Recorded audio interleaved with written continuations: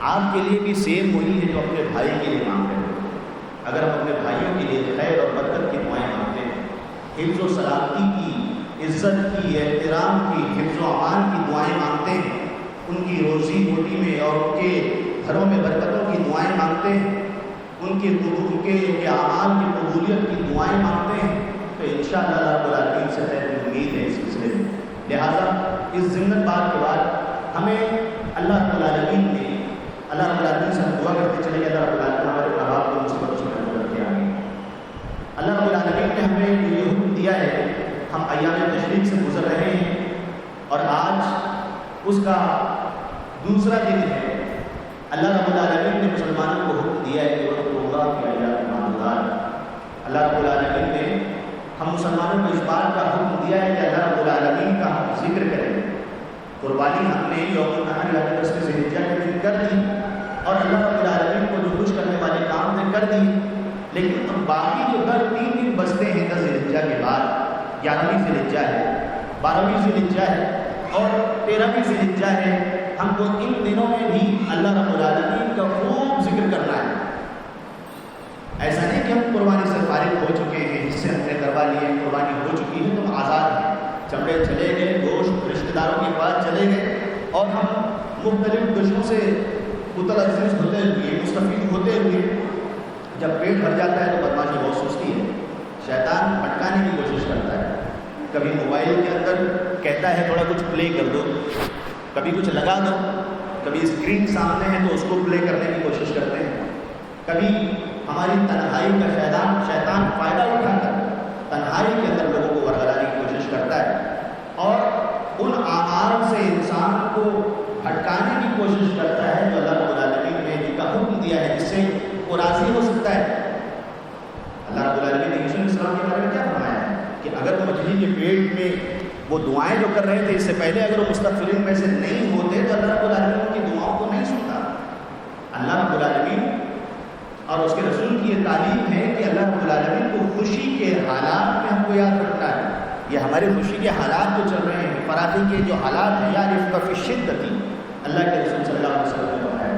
کہ آپ اللہ کو تکلیف کے وقت بلاتے ہو، پکارتے ہو، تو اللہ رب العالمین نے جب خوشی دی ہے، سکون دیا ہے، اطمینان دیا ہے، پیس دیا ہے، امن و امان کی حالت میں ہم گزر رہے ہیں، تو ان حالات میں اللہ رب العالمین کا شکر ادا کرتے ہوئے نماز کے ذریعے سے، عبادات کے ذریعے سے، مسجدوں کو آباد کرنے کے ذریعے سے اور ان سارے اعمال کے ذریعے سے جس سے ہمارا رب راضی ہوتا ہے، وہ کرنے کی کوشش کریں۔ اللہ کے رسول نے فرمایا اللہ رب العالمین کو مشکلوں کے وقت میں یاد رکھو، پکار کرو اللہ رب العالمین۔ اللہ رب العالمین تمہاری تکلیفوں میں تمہاری دعاؤں کو سنے گا۔ ہم جب دکھ دیا بتوں نے، خدا یاد آیا اس وقت جب تکلیف آتی ہے، پریشانی آتی ہے، بچہ بیمار ہو گیا، گھر میں کوئی بیمار ہو گیا، ہم خود بیمار ہو گئے، دعا مانگتے ہیں۔ تجارت میں کوئی معاملہ ہو گیا، گھر میں برکتی کا کوئی سبب بنا، ہم دعائیں مانگتے ہیں۔ اور انسان بہت جلد باز ہوتا ہے، کہتا ہے کہ میں نے دعا مانگی، اللہ رب العالمین میری دعاؤں کو نہیں سنتا ہے، اللہ رب العالمین میری دعائیں قبول نہیں کرتا ہے۔ حالانکہ ابراہیم اور اسماعیل علیہ السلام کی اگر زندگی دیکھیں تو ان لوگوں نے اللہ رب العالمین کے لیے کتنی آزمائشوں کا سامنا کیا ہے۔ یہ ہمارے لیے آزمائش کا حصہ ہے اور اللہ رب العالمین نے اس سنت کے ذریعے سے ہم کو بھی اس موحد رسول کی طرح تیار ہونے کے لیے ہم کو اس کی پریکٹس کرنے کے لیے کہا۔ اور اس کے بعد جب ابراہیم علیہ السلام نے اس منظر کو اور اس قربانی کی چیزوں کو حاصل کر لیا تو اللہ رب العالمین نے جتنی آزمائشیں دی تھی، اللہ رب العالمین نے ان کو امام الناس وقال انی جاعلک للناس اماما، اے ابراہیم علیہ السلام ہم تم کو لوگوں کا امام بنا دیں گے۔ امام الناس کا لیول ان کو مقام ملا۔ اور اسی طرح سے ابو الانبیاء ہے، اور اسی طرح سے اللہ رب العالمین نے ان کی مختلف آزمائشوں کے ذریعے سے ان کی توحید کی اور ان کے اخلاص کو دنیا کے سامنے عبرت و نصیحت کے طور پر ایک بہت بڑے موحد کے طور پر ہمارے سامنے رکھا ہے۔ تو ہم بہت ساری باتیں ابراہیم علیہ السلام کے واقعے سے باپ کے طور پر، بیٹے کے طور پر، عالم کے طور پر، توحید پرست کے طور پر، ایک سچے اور اچھے عبادت گزار بندے کے طور پر ان واقعات کے ذریعے سے عبرت اور نصیحت حاصل کر سکتے ہیں۔ لہٰذا اب ان ایام میں ہم کو چاہیے کہ اللہ رب العالمین کا بہت زیادہ ذکر کریں، اللہ رب العالمین کے ذکر و اذکار میں لگے رہیں۔ اللہ اکبر لا الہ الا اللہ، اللہ اکبر وللہ الحمد، اور جتنے بھی تسبیحات ہیں اللہ رب العالمین کی ہم کو پڑھتے رہنے چاہیے، استغفار کرتے رہنا چاہیے، اللہ رب العالمین کی حمد و کبریائی اور اس کی بڑائی اور اس کی بزرگی بیان کرتے رہنی چاہیے۔ یہ 3 دن کے ایام ہیں، اس کے بعد پھر ہم واپس سے اپنی دنیا کی مشغولیات کے اندر بزی ہو جائیں گے، اور اللہ رب العالمین نے جن ایام کی فضیلتیں بتلائی ہیں اور اس کے ذریعے سے اپنے اعمال کو ہم کو ہیوی کرنے کے لیے اور اس کو بھرنے کے لیے جو اللہ رب العالمین نے ہمارے لیے عنایت کی ہے، وہ موقع ہم پھر کھو دیں گے، پھر ہمیں 1 سال بھر کے بعد یہ موقع نصیب ہونے والا ہے۔ یہ مخصوص ایام کے ذریعے سے ہم اللہ رب العالمین کو راضی کرنے والے کاموں کے ذریعے سے ہم اللہ رب العالمین سے اپنی توبتوں کو بڑھا سکتے ہیں۔ اللہ رب العالمین سے دعا ہے کہ وہ اللہ رب العالمین ہمیں ان سارے اعمال کو انجام دینے کی توفیق عطا فرمائے جو اس کو راضی کرنے والے ہیں۔ یہی وجہ تھی کہ اللہ رب العالمین نے اپنے نبی، جب اللہ رب العالمین نے سورہ انعام آیت نمبر 89 کے اندر ان انبیاء کرام کو اشارتاً ذکر کیا ہے جن کو اللہ رب العالمین نے کتابیں دی ہیں، حکمت دی ہے، نبوت دی ہے، ان کے مختصر ذکر کے بعد اللہ رب العالمین نے سورہ انعام کی آیت نمبر 90 کے اندر اللہ رب العالمین نے کہا کہ یہی وہ لوگ ہیں جو ہدایت پر ہیں، اور اپنے رسول کو اللہ رب العالمین کو حکم دے رہا ہے فَبِهُدَاهُ مُقْتَدِرْ، ایسے انبیاء کرام کی ہم کو اقتداء کرنی ہے۔ نبی کو حکم دے رہا ہے تو ہم کو بھی واجبی طور پر چاہیے کہ وہ چیزیں جو اسلام نے باقی رکھی ہیں ان کا اہتمام کریں۔ اور اسی طرح سے یہ ایام جن سے ہم گزر رہے ہیں، اللہ کے رسول صلی اللہ علیہ وسلم کی حدیث ہے صحیح جامع صغیر کے اندر، اللہ کے رسول صلی اللہ علیہ وسلم نے فرمایا کہ اعظم الایام عند اللہ یوم النحر ثم یوم القر، سب سے قیمتی ایام، سب سے عظیم ایام جو اللہ کے رسول نے فرمایا اللہ تعالیٰ کے نزدیک یوم النحر ہے، قربانی کا 10ویں ذی الحجہ کا دن ہے، اور اس کے بعد اگلا دن یوم القر ہے، یعنی حاجی حضرات مینا کے اندر ٹھہرتے ہیں اور اس کے بعد وہ جمرات جو بڑے شیطان کے نام سے مشہور ہے، جن کو کنکری ماری جاتی ہے، پتھر ماری جاتی ہے، وہاں ٹھہر کر وہ اس عمل کو انجام دیتے ہیں، حج کی اور چیزوں کو انجام دیتے ہیں۔ اللہ کے رسول نے فرمایا ہے کہ یہ اس کے بعد یوم النحر کے بعد اس کی فضیلت ہے۔ اسی طرح سے دوسری حدیث جو صحیح مسلم کے اندر وارد ہے، اللہ کے رسول صلی اللہ علیہ وسلم ارشاد فرماتے ہیں کہ ایام التشریق ایام اکل و شرب، اور اس کی اگلی روایت میں اللہ کے رسول سے وارد ہے وہ ذکر کہ یہ جو تشریق کے ایام چل رہے ہیں جن سے ہم گزر رہے ہیں، کل یہ ختم ہو جائے گا یہ وقت۔ اللہ کے رسول صلی اللہ علیہ وسلم نے فرمایا کہ تشریق کے جو ایام ہیں، ایام اکل و شرب و ذکر، یہ تشریق کے جو ایام ہیں کھانے پینے کے دن ہیں اور ذکر کے دن، لہٰذا ان دنوں میں کوئی روزہ رکھنا چاہے تو روزہ نہیں رکھ سکتا ہے۔ اور اسی طرح سے اس کی مزید وضاحت اگر ہم سمجھتے چلیں، جو لوگوں نے کنفیوژن بنا کر رکھا ہوا ہے، اللہ رب العالمین نے سورہ بقرہ آیت نمبر 203 کے اندر اس کی وضاحت فرمائی ہے، اور یہ حج کے ایام سے جڑے ہوئے ہیں تو وہیں سے اس کی وضاحت ہو سکتی ہے کہ 11ویں ذی الحجہ، 12ویں ذی الحجہ اور 13ویں ذی الحجہ کے بارے میں اللہ رب العالمین نے کیا حکم دیا ہے۔ وَاذْكُرُوا اللَّهَ فِي أَيَّامٍ مَّعْدُودَاتٍ فَمَن تَعَجَّلَ فِي يَوْمَيْنِ فَلَا إِثْمَ عَلَيْهِ وَمَن تَأَخَّرَ فَلَا إِثْمَ عَلَيْهِ لِمَنِ اتَّقَىٰ وَاتَّقُوا اللَّهَ وَاعْلَمُوا أَنَّكُمْ إِلَيْهِ تُحْشَرُونَ۔ اللہ رب العالمین نے فرمایا کہ ان چنندہ دنوں کے اندر اللہ رب العالمین کے ذکر و اذکار میں داخل رہو، اللہ رب العالمین کا ذکر کرتے رہو۔ فَمَن تَعَجَّلَ فِي يَوْمَيْنِ، تو جس نے جلدی کی وہاں سے نکلنے کی مینا کے اندر سے، فَلَا إِثْمَ عَلَيْهِ، تو ان کے اوپر کوئی گناہ نہیں ہے۔ وَمَن تَأَخَّرَ، لیکن اگر کوئی شخص رک کے 13ویں ذی الحجہ کی وہاں عبادت کرتا ہے، ذکر و اذکار میں مبتلا ہوتا ہے، فَلَا إِثْمَ عَلَيْهِ، تو اس پر بھی کوئی گناہ نہیں ہے۔ لِمَنِ اتَّقَىٰ، لیکن یہ ٹھہرنے والے لوگ اللہ رب العالمین سے ڈرنے والے ہیں، کیونکہ اللہ رب العالمین نے رخصت دے دی ہے کہ کوئی آدمی 10ویں ذی الحجہ کے بعد 11ویں ذی الحجہ 12ویں ذی الحجہ کو اللہ رب العالمین نے رخصت دی ہے کہ کوئی مینا میں رکنا چاہے تو رک سکتا ہے، ورنہ وہاں سے وہ نکل سکتا ہے۔ لیکن اس کے بعد بھی اگر کوئی رکتا ہے 13ویں ذی الحجہ کے لیے تو یہ اس کی تقویٰ پر دلالت کرنے والی بات ہے کہ اللہ رب العالمین کو چاہتا ہے، اللہ رب العالمین سے محبت کرتا ہے، اس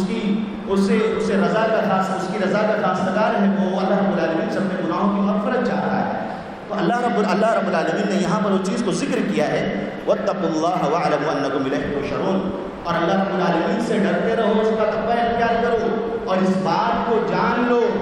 تم لوگ اللہ رب العالمین کے سامنے اکٹھا ہونے والے ہو۔ تم سب ایک ساتھ اللہ رب العالمین کے سامنے جمع کیے جانے والے اللہ رب العالمین نے یہاں پر فرمایا ہے۔ تو سامنے کرام ہم نے جیسا کہ یہاں دیکھا کہ اللہ رب العالمین نے 2 دن کے اندر رخصت دی ہے اور اس کے بعد تیسرے دن کی ٹھہرنے کی اجازت دی ہے۔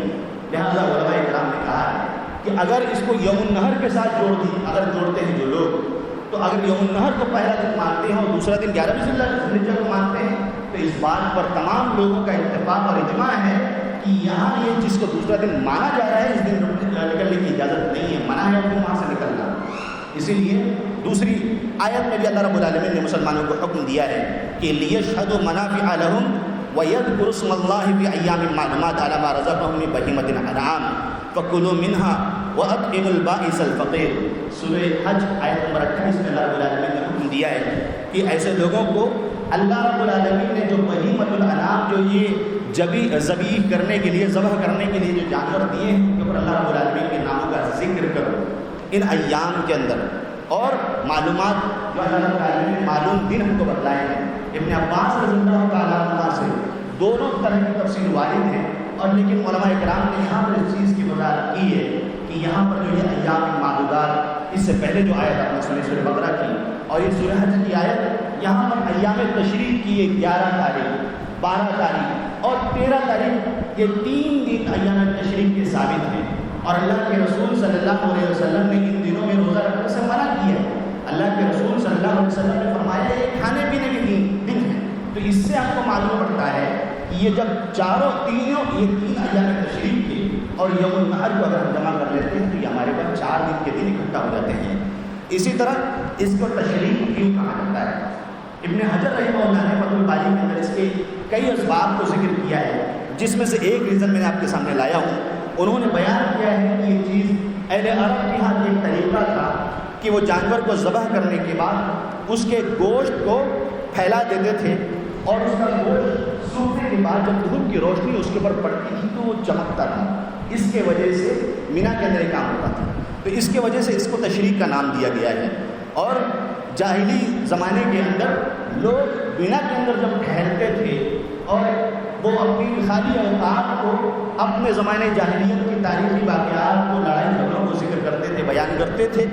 اور غزلیں وغیرہ، خواتین وغیرہ کی غزلوں اور ان ساری چیزوں میں مشغول رہتے تھے زمانے جاہلیت کے اندر۔ اللہ رب العالمین نے اس طریقے کو ختم کرتے ہوئے یہ حکم دیا ہے کہ یہ جو 3 دن کے ایام ہیں، یہ 3 دن کا جو یہ وقت جسے ہم گزار رہے ہیں اپنے ساتھ، اس کے اندر اللہ رب العالمین کا ذکر و اذکار ہونا چاہیے۔ لہٰذا ہم کو دیکھنا چاہیے کہ اللہ رب العالمین نے جس پس منظر میں اس آیت کو نازل فرمایا ہے، کیا ہم ان 3 دنوں کے اندر فلمی چیزوں کے اندر، گانوں کے اندر، موسیقی کے اندر،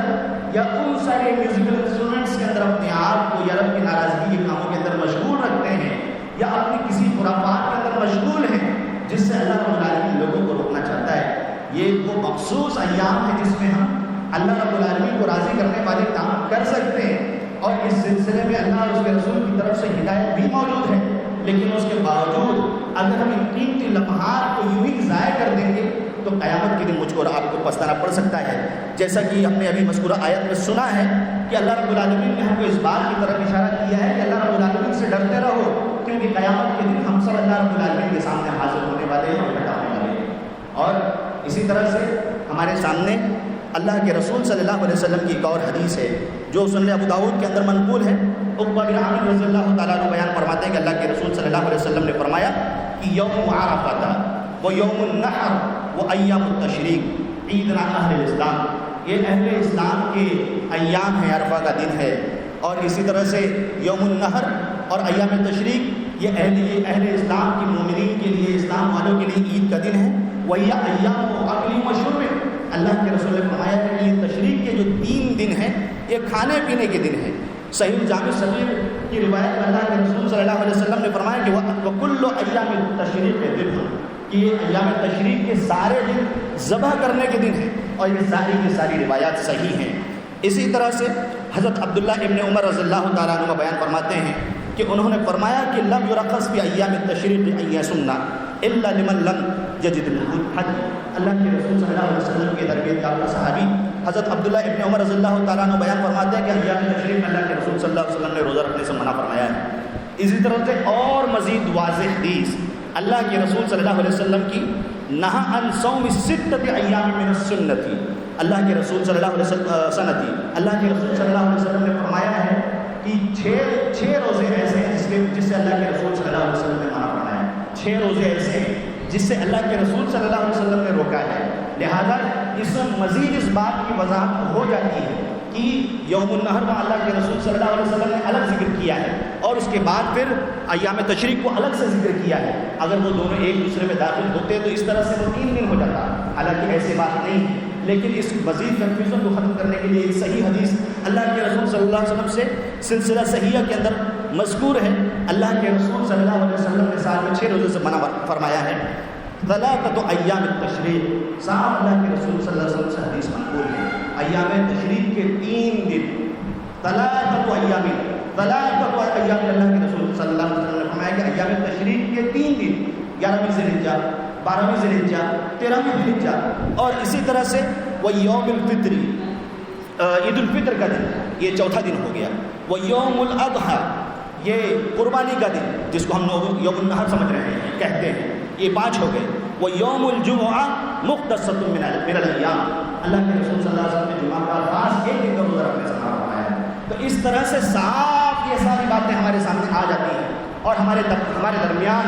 جو کنفیوژن پیدا ہو رہا ہے اور غلط فہمی قائم ہو رہی ہے کہ یہ عید کے دن 3 دن کے ہیں، 4 دن کے ہیں، اللہ کے رسول صلی اللہ علیہ وسلم کی ان ہدایات کے ذریعے سے یہ چیز ختم ہو جاتی ہے، چیز باقی نہیں رہتی۔ اہل ایمان کو اللہ رب العالمین اور اللہ کے رسول نے حکم دیا ہے کہ جب آپ کے درمیان کوئی غلط فہمی ہو، کوئی اختلافی بات آ جائے تو آؤ اللہ کی طرف، آؤ رسول اللہ کی طرف، وہیں سے تمہارے اور ہمارے مسائل کا سولوشن موجود ہے۔ اب دیکھیں کتنی آسانی سے ہمارے سامنے یہ ساری چیزیں آ گئی اور ختم ہو گئی۔ ایسے احباب جو ایک حدیث کے ذریعے سے دلیل پکڑتے ہیں، وہ حدیث پیش کرتے ہیں کہ اللہ کے رسول صلی اللہ علیہ وسلم نے مسلم شریف کے اندر ارشاد فرمایا ہے، اللہ کے رسول نے فرمایا کہ من ضحى منکم فلا یصبحن فی بیتی بعد ثالث شیئا، 3 دن کے بعد ایسا نہیں ہونا چاہیے کہ تمہارے گھر کے اندر قربانی کا گوشت باقی رہے۔ اس کے ذریعے سے وہ دلیل پکڑتے ہیں، کہتے ہیں کہ عید کے دن، عید الاضحیٰ کا دن 3 دن کا ہے، اور اس کے بعد یہاں دلیل لیتے ہیں۔ لیکن اللہ کے بندو، مسلم شریف کی اس حدیث کے اندر آگے غور کرو اللہ کے رسول نے کیا فرمایا ہے۔ اس کے بعد اسی حدیث کے اندر اللہ کے رسول نے فرمایا کہ فلما كان في العام المقبل قالوا يا رسول الله نفعل كما فعلنا عام اول فقال لا ان ذلك عام كان الناس فيه يجهدوا فاردت ان يفشوا فيهم۔ اس وقت معاملہ پچھلے سال آپ لوگوں نے جو 3 دن تک گوشت جمع کیے تھے تو جمع نہیں کیا تھا، لوگوں میں آپ بانٹ رہے تھے، میں جان رہا تھا کہ اس وقت لوگوں کے درمیان تنگی کا معاملہ تھا۔ میں نے یہ حکم اس لیے دیا تھا تاکہ لوگوں میں کشادگی ہو جائے، لوگوں میں قربانی کا معاملہ تقسیم ہو جائے۔ یہاں پر اللہ کے رسول صلی اللہ علیہ وسلم سے ممانعت وارد نہیں ہے کہ کتنے دن کا ہے۔ اللہ کے رسول فرمایا قربانی کے 3 دن، جو قربانی کا جانور تم نے ذبح کیا ہے 3 دن سے زیادہ اسٹور مت کرو۔ یہ پہلے اللہ کے رسول صلی اللہ علیہ وسلم نے لوگوں کے حالات کو دیکھتے ہوئے یہاں قربانی کر 4 دن سے منع نہیں کیا اللہ کے رسول صلی اللہ علیہ وسلم نے، بلکہ وہ اسٹوریج کرنے سے منع کیا تھا کہ 3 دن سے زیادہ اسٹور مت کرنا، اپنے پاس جمع مت رکھنا، بلکہ اس کو تقسیم کر دینا لوگوں کے درمیان۔ لیکن اس کے بعد اللہ کے رسول صلی اللہ علیہ وسلم نے فرمایا کہ نہیں، اب تم کھا بھی سکتے ہو، جمع بھی کر سکتے ہو، اور اپنے رشتہ داروں کو، فقیروں کو، سب کو کھلا سکتے ہو۔ لہٰذا یہ حدیث اپنی جگہ پر ایسے لوگوں کے لیے حدیث دلیل حجت نہیں بنتی جو اس سلسلے میں اس بات کا قائل ہے کہ صرف عید کا دن، عید الاضحیٰ کا دن 3 دن کا ہے۔ آپ نے صاف اور صریح حدیث اللہ کے رسول صلی اللہ علیہ وسلم سے سنی ہے، لہٰذا اہل ایمان کو چاہیے کہ اللہ کے رسول صلی اللہ علیہ وسلم نے جو یوم النحر اور ایام تشریق کو جو 3 دن میں تقسیم کیا ہے، ان ایام کو اللہ رب العالمین کو راضی کرنے والے کام کرنے کی کوشش کریں۔ لیکن اگر ہم دیکھیں تو بہت افسوس ہوتا ہے، ایسے احباب ہیں جن کی عادتیں چھوڑنے کے لیے تیار نہیں ہیں۔ ہم نے قربانی کو صرف اور صرف گوشت خوری کا اور ایک اپنا خاندانی اور اسلامی نظم، جس طرح جمعہ کے دن آتے ہیں، ہاتھ پیر دھوتے ہیں، وضو کرتے ہیں، مسجد میں حاضر ہو جاتے ہیں، اسی طرح سے ہم نے اس عظیم قربانی کو جو اللہ رب العالمین نے حضرت ابراہیم علیہ السلام کے ذریعے سے ہمارے درمیان دوبارہ اس کا رواج کروایا، اور اس کے ذریعے سے ایک ایسے عظیم پیغمبر حضرت ابراہیم علیہ السلام کے بارے میں اللہ رب العالمین نے قرآن کی آیت کے اندر ارشاد فرمایا ہے کہ ہم نے ان کو اپنا خلیل بنا دیا۔ جو ہم نے ان کا ایگزام لیا، امتحان لیا، آزمائشیں کی، وہ ابراہیم الذی وفا، انہوں نے اس کو مکمل پورا کیا ہے جو ان ساری چیزوں کے اندر ہے۔ لیکن ہم ان ایام کے اندر دیکھتے ہیں ہمارے احباب، ہمارے بھائی وہ حرام کاموں کے اندر اپنے آپ کو ڈبائے رکھتے ہیں۔ اگر سگریٹ سے منع کیا جائے تو کہتے ہیں کہ یہ 10 روپے کی سگریٹ ہے، پی کر پھونک کر پھینکنا تو اس کو، ایک ہم خود حرام کام کرتے ہیں، اس کے ذریعے ہم اپنے بھائی کو، ایمان والے بھائی کو تکلیف پہنچانے کی کوشش کرتے ہیں۔ اللہ کے رسول صلی اللہ علیہ وسلم نے ارشاد فرمایا تھا کہ تم میں سے کوئی شخص اس وقت تک کمپلیٹ مسلمان نہیں ہو سکتا جب تک کہ اس کے باڈی سے، اس کے زبان سے، اس کے ہاتھ سے، اس کے پیر سے کوئی اس کا دوسرا بھائی محفوظ نہ رہے۔ اگر ہم ایسے اپنے گناہوں کے اندر ملوث رہے، آج 10 روپے 20 روپے ہم سگریٹ پر، تمباکو وغیرہ پر خرچ کرنے کے لیے تیار ہیں، لیکن اپنے بچوں کی تعلیم کے اوپر ان کو خرچ کرنے کے لیے تیار نہیں ہیں۔ ہم مختلف بہانوں اور ہیلوں کے ذریعے سے اور آن لائن تعلیم کے ذریعے سے ان کو دور کرنے کی کوشش کرتے ہیں، اور اس کے بعد پھر غریب اور ایک مخصوص شعبہ اسلامی تعلیم کے حالت ہم کو اس وقت لاک ڈاؤن میں نظر آتی ہے، اور اس کے بعد پھر اپنا دامن چھڑانے کی کوشش کرتے ہیں۔ سامعین کرام، ہم اگر اس واقعات کو دیکھیں، ابراہیم السلام اور اسماعیل السلام کی اسٹوری کو اپنے سامنے رکھنے کی کوشش کریں تو کس طرح سے ایک باپ نے اپنے بیٹے کی تربیت کی تھی، اور کس طرح سے انہوں نے اپنے گھرانے کو اس طرح سے ٹرین کیا تھا کہ ماں بھی تیار تھی، باپ بھی تیار تھا، بیٹا بھی تیار تھا۔ جب ان کے سامنے اللہ رب العالمین کا حکم آیا کہ وہ اپنے بیٹے کو ذبح کرنے کے لیے تیار ہے۔ آج ہم اولاد اپنے ماں باپ کی ناقدری کرتی ہے، ہمارے سامنے ان کا کوئی حکم آتا ہے تو ہم اسے کہتے ہیں جاؤ بور مت کرو، میرا عید آپ نے خراب کر دیا، میرا دن آپ نے خراب کر دیا۔ ہم کو افسوس ہوتا ہے ایسی اولاد پر، ایسے لوگوں پر کہ جو قربانی کی ایسی یاد کو تازہ کرنے کی کوشش کرتے ہیں اور سیلیبریٹ کرنے کی کوشش کرتے ہیں، لیکن ان لوگوں سے نصیحت حاصل کرنے کی کوشش نہیں کرتے۔ حضرت ہاجرہ علیہ السلام کو ابراہیم علیہ السلام نے اللہ کے بھروسے ایسی آبادی میں چھوڑ دیا تھا جہاں پر سوا اللہ رب العالمین کے کوئی دیکھنے والا نہیں تھا، اللہ رب العالمین کی کوئی مدد کرنے والا نہیں تھا، اور ایسے حالات میں اللہ رب العالمین نے ان کی مدد کی۔ ہماری مائیں اور بہنیں، ان لوگوں کو بھی چاہیے کہ وہ اس سے عبرت و نصیحت حاصل کریں۔ اپنے شیر خار بچے کو اس پس منظر میں چھوڑ دیا تھا۔ اس خاندان کے بدولت ہی اللہ رب العالمین نے ان کے ذریعے سے ہم کو مائے زمزم سے مستفید فرمایا۔ ہم کو چاہیے کہ ہم ان واقعات کے ذریعے سے اپنے اعمال کے اندر بڑھوتری کرنے کی کوشش کریں، عبرت و نصیحت حاصل کرنے کی کوشش کریں، اور اپنی جو بے ڈھب زندگی گزر رہی ہے، بے ترتیب زندگی گزر رہی ہے، اس کو سنوارنے کی کوشش کریں، اپنے درمیان اخوت اور بھائی چارگی کو مضبوط کرنے کی کوشش کریں۔ اللہ رب العالمین نے ہم کو حکم دیا ہے کہ ہم مانگنے والے کو بھی کھلائیں، نہ مانگنے والے کو بھی کھلائیں۔ ہم اپنے قربانی کے جانور کو صرف اسٹوریج کا خیال کرتے ہوئے نہ رکھیں، ہم کو اس بات کا خیال رکھنا ہے کہیں ایسا نہ ہو کہ ایسے لوگ جن کے ہم قربانی موجود نہیں ہیں ان تک وہ اس چیز سے محروم رہ جائیں۔ اللہ رب العالمین سے دعا ہے کہ ابراہیم علیہ السلام اور اسماعیل علیہ السلام کے واقعات کے اندر ہمارے لیے جو عبرت و نصیحت ہے اس کو ہمیں اس سے بہترین سبق حاصل کرنے کی توفیق عطا فرمائے۔ ذرا ایک بات عرض کرتا چلوں، کیونکہ ان کی عظمتیں اتنی عظیم ہیں، لیکن افسوس ہوتا ہے ان 10 دنوں کے اندر ایک میسج بہت وائرل ہو رہا تھا اپنے واٹس ایپ کے اوپر سے، اس کے اندر مذاق بنایا گیا تھا ابراہیم علیہ السلام کے اس واقعے کا۔ ابراہیم علیہ السلام ہو چاہے جو بھی انبیاء کرام ہو، سب کی عزت اور حرمت ایمان کا حصہ ہے، عقیدے کا حصہ ہے۔ کسی لٹریچر کے نام پر، کسی ادب کے نام پر اس سے کھلواڑ نہیں کیا جا سکتا۔ وائرل کیا گیا کہ ابراہیم علیہ السلام کی سنت تو زندہ کر لیتے ہو کہ انہوں نے اپنے بیٹے کی جگہ پر جانور کو ذبح کیا تھا، ذرا اس سنت کو کیوں نہیں زندہ کرتے کہ انہوں نے اپنی بیوی کو وہاں پر چٹیل میدان ہر جگہ پر چھوڑ دیا تھا، اپنی بیویوں کو بھی وہاں چھوڑ کر آ جاؤ۔ کتنا بڑا، کتنا عظیم مذاق، کتنی سنگین، کتنی بھیانک بات ہے اس نبی کے بارے میں۔ اللہ رب العالمین ہمارے لیے اس کو بطور عبرت و نصیحت کے قرآن کے اندر بیان فرماتا ہے، اور ایسے لوگ اردو ادب کے طنز و مزاح کے نام پر اور اسی طرح سے اردو ادب کا پارٹ کہہ کے اس چیز کی کھلی اڑانے کی کوشش کرتے ہیں۔ اللہ رب العالمین نے قرآن کی آیت کے اندر ارشاد فرمایا تھا، قل اب اللہ و آیاتہ و رسولہ کنتم تستہزئون، کیا تمہیں کھیلنے کے لیے، ہنسی مذاق کرنے کے لیے، ٹھٹا اڑانے کے لیے، استہزاء اور استخفاف کرنے کے لیے قرآن کی آیتیں ملی ہیں، اللہ ملا ہے، اس کا رسول ملا ہے۔ منافقین نے اللہ کے رسول کے تربیت یافتہ صحابہ کرام کا مذاق اڑایا تھا۔ اللہ رب العالمین نے یہ آیت نازل فرمائی، آپ ان آیتوں میں غور کریں۔ اللہ رب العالمین نے کہیں بھی صحابہ کرام کا ذکر نہیں کیا ہے، تو ہمارے ان بھائیوں کو ذرا سوچنا چاہیے کہ اللہ رب العالمین نے جن انبیاء کرام کو ہمارے لیے عبرت اور نصیحت کا سبق بنایا ہے، ہمارے ایمان کو سیکل کرنے کا سبق بنایا ہے، ہم اردو ادب کے نام پر ان کی عزت اور عزت سے کھلواڑ نہیں کر سکتے۔ اللہ رب العالمین سے دعا ہے کہ ہمیں ہوش کے کام لینے کی توفیق عطا فرما. ہمارے جو بھی گناہ ہیں اللہ رب العالمین ان سارے گناہوں کو معاف کر دے. ہمارے ایمان والے بھائی جہاں بھی پریشان حال ہے اللہ رب العالمین کی پریشانی کو دور کر دے. ہم نے جو بھی اعمال کیے ہیں, جو بھی قربانیاں کی ہیں, جو بھی تصویر پڑھے ہیں, جو بھی نمازیں پڑھی اللہ رب العالمین ان سارے اعمال کو قبول فرمائے. ہماری تنہائی کے گناہوں کو, ہماری تنہائی میں ہونے والے گناہوں کو معاف کر دے. خود عام ہونے والے گناہوں کو معاف کر دے. آمین. تقبل یا رب العالمین. السلام علیکم ورحمۃ اللہ وبرکاتہ.